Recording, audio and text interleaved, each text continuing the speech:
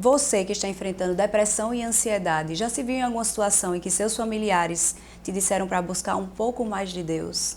Que te disseram que você tem que ter forças, encontrar forças em algum lugar para se levantar da cama naquele dia? Se você já enfrentou esse tipo de situação, vem aqui comigo neste vídeo porque vamos falar sobre o suporte familiar, a importância dele na depressão e na ansiedade.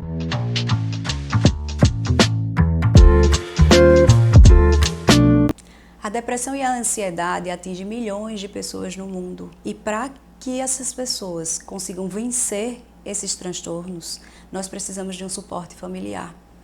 É um dos pontos principais na jornada de vencer a depressão e a ansiedade. Então, para você que é familiar, o primeiro ponto é escutar sem julgar.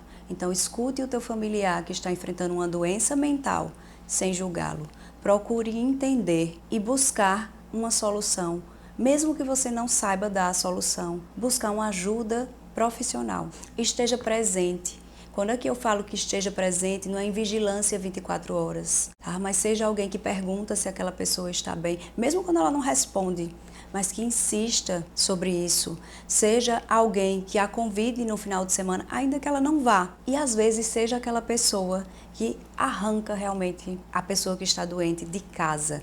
Aqui cai num ponto que eu costumo falar, que você deve respeitar desrespeitando o paciente. Porque você respeita a dor dele, mas em alguns momentos você sabe que o cérebro dele precisa entender que ainda há vida lá fora, que ainda há situações de prazer, de vida. Então, algumas vezes você tem que tirá-lo de lá para que ele entenda que pode ser bom novamente. E o respeitar é porque há momentos em que ele realmente vai estar indisponível e sem condições desse sair de casa, às vezes dessa interação social. Então aqui é uma dica valiosa para você, familiar de quem tem depressão e ansiedade. Informe-se sempre sobre a condição do teu familiar. Se precisar, vai no psiquiatra dele, pede essa escuta para entender, pergunta o que é que acontece, como eu faço, como eu ajudo, né? Leia em sites seguros. Aqui eu friso os sites seguros porque o Google, ele tem muitas informações falsas. Então procure saber mais de como ajudar aquela pessoa. Até procure algumas vezes o próprio terapeuta, o psicoterapeuta do paciente. Por que você faria isso? Para entender do que ele precisa. Existem condições emocionais que cada um precisa diferente. Então, algumas pessoas vão precisar de uma atenção mais de um toque físico, outras de palavras de reconhecimento. Então, cada pessoa, ela lida com suas emoções de maneira diferente. Então, procure entender aquela pessoa e não generalizar como se ela fosse você. Tente promover um ambiente positivo, tá? O nosso cérebro, se tudo tiver negativo, ele vai tender a continuar negativo.